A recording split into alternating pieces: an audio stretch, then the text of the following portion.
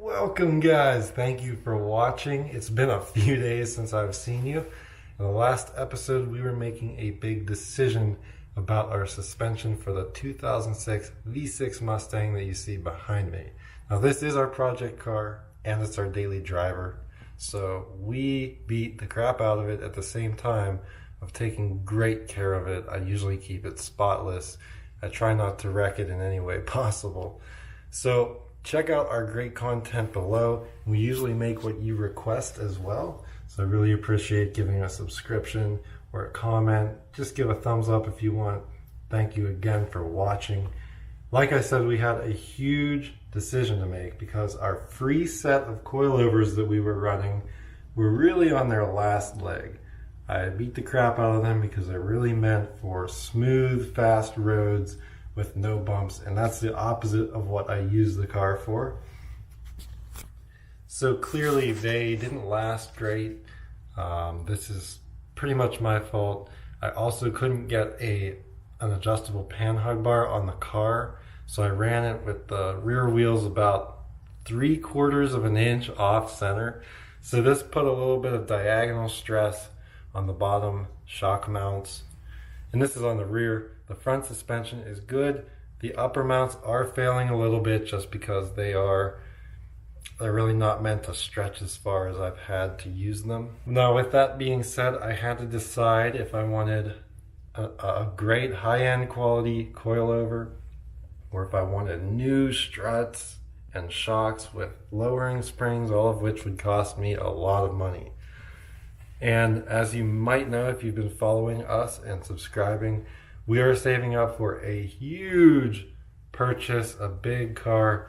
So I'm trying to save every penny I can.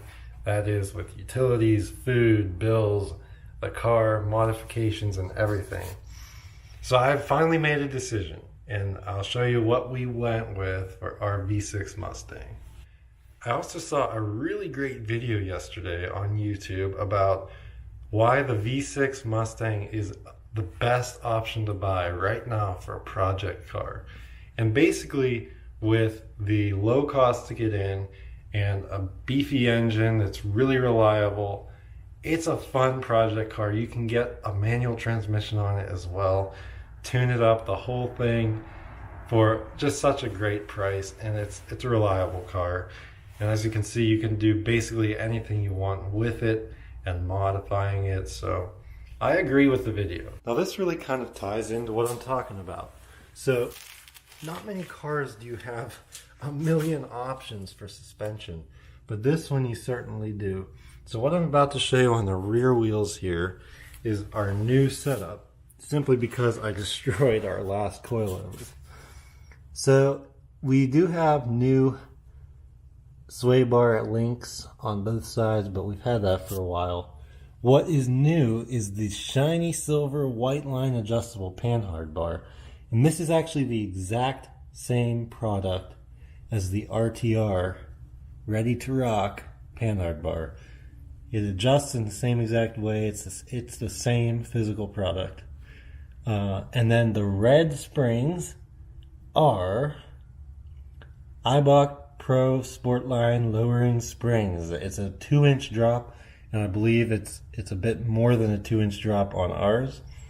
And the shock we're running now is the SR Performance shock. So it's just a rear shock. It's very cheap, but it looked like the best option with the best reviews. In the Mustang world, you know that there are so many options, especially for the 05 to 09 Mustangs.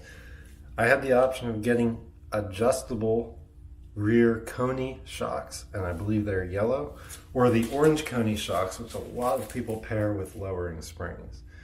Now the reviews, I didn't really like the reviews on the orange Coney spring shocks, but the adjustable Coney shocks were highly recommended. Now I really wanted to pull the trigger on them, but they were 3 times the price of what I'm running, and since I'm daily driving, really hitting the car hard, I didn't want to spend too much money that way yet, and I don't know how it would pair anyway. These springs are pretty bouncy, and they're softer, quieter, and the shock is longer than the coilovers. So what happened with the coilovers, I'd go over a bump or a hump in the road and they'd fully extend down and bang the car every single time.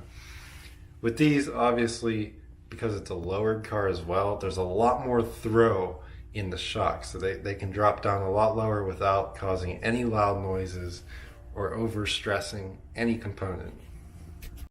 My main concern once I was installing them was that the car would not be low enough, because I had the car up on jacks in the rear and there was about a 5 or 6 inch gap when the wheels were off the ground. Now I thought that's fine, there's no weight on it. But I lowered down this side all the way to the ground, took the jack out, and there was still a 4.5 inch gap above the wheel. Now with the coilovers, this would never happen with one wheel off the ground. You know, this would be tight because the shock didn't have a high enough throw. Once I lowered the other side down though, as you can see, it went down. Like it just went straight down, dropped into place here. And it's the same stance, same lowering as the coilovers I had. So this kept the car level. It's not nose down. I'm not a fan of the nose down look. So I'm really happy with these. Now, after taking the car to the shop to get the Panhard bar on, finally that is straightened out and the wheels are perfectly centered. I measured this with a plumb line and adjusted it a few times to get it right on. You know, you want to break in the springs, get them bouncing up and down, sink the car down in, and then center the wheels. The second reason I've been gone for so long is because the weather's been horrible here. Got tons of snow, tons of salt on the roads. I don't want to get too much heat for driving around in that. Although I don't care, you know, it's our project car, it's a super old car, and a lot of the components were already rusty to begin with. Maybe we'll do a full rebuild someday, maybe not. But I've been driving around in it, I have to for work, so it's trashed, and I hate showing the car that trash. You know me, I always keep it spotless for the videos. I've done wash videos, foam, you name it, tire cleaning, tire stickers. We've had it all. It's been quite a journey. So again, it's been really dirty. I can show you why not. Imagine taking the car in the desert for a week or 2 weeks and not washing it, and the sand corrodes and eats and rusts. That's what this is like. If you're not familiar with the East Coast problems or North problems, this is what you've got. I mean,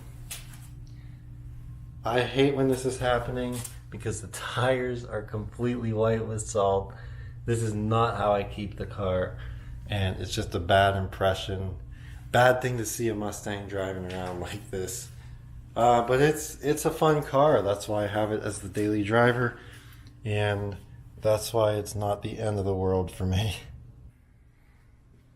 I have a question for you guys. If you're watching right now, give your opinion right now down in the comments while the video is playing. Should I get the wheel spacers for the back and not the front, or is it okay to do the front too? Because I really want the wheels to be filling the fender. I just don't know if you can do the front. I don't want to do just the back. I don't think the staggered look is for me, but please let me know down below if I should do that. Now, if you're still watching, I have some pro tips for you if you're going to do lowering springs, shocks, or an adjustable Panhard bar. So for one, the shock mount, as you know, is in the trunk. It's super easy to get to, and every shock is different. Sometimes you have to have one person holding the shock here from turning, and you in the trunk tightening the nut down to spec.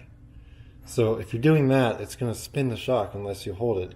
Now some have a, like a socket on top, sort of a nut head that you can hold the shock with from turning, and that was the case with the SR Performance. I believe it's an 8mm, and you can put that on the top and use a wrench to tighten it down. It takes extra time, but you don't have to have a second person, and it's easier to get a torque wrench on there to test the tightness. Now it says 30 foot-pounds of torque on that. I still haven't been able to achieve that, and I don't want to blow out the rubber. So I'm just going to monitor that for a couple of weeks. It's fine. It's totally quiet while I'm driving. It's actually the quietest suspension I've had on here for almost 2 years. When we bought the car, it had stock springs, and we want to get that off right away. It had stock shocks, and they were done. Then we went with the coilovers, which were super loud. We had a cheap set of shocks and struts from China, which were super loud. And these are finally a better quality from American Muscle. And I left a review. I like them. I like them a lot. And of course, the lowered stance never fails to impress me. Especially because with this much lowering, I did not even need camber adjustments. There's no wheel stancing. They're all aligned perfectly. Back to the tips though. You want to get PB Blaster on the Panhard bar because chances are your bolts are seized up in the rubber bushings if they're 12, 13 years old. And my mechanic had to actually melt these out. I was not able to get them out with any sort of oil or strength at all because they were just spinning in the bushings. This one was fine on this end, but on the other end, it was so stuck, even the mechanic couldn't get it. I was going to do it for myself for free. I didn't want to have to spend shop time, but that's what we did. And it was $120 just for him to get that out and throw this one on there.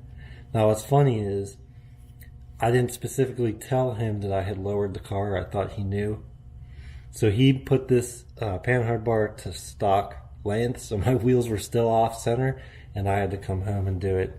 And those nuts were not easy to break loose either. But with this Whiteline bar, you want to turn these nuts down to loosen them. So if you just turn both of them on either side, goes down, and then you can adjust the center adjustment. I still have the stock control arms and supports and everything, and that's kind of weird, but I'm not racing it, so that's okay.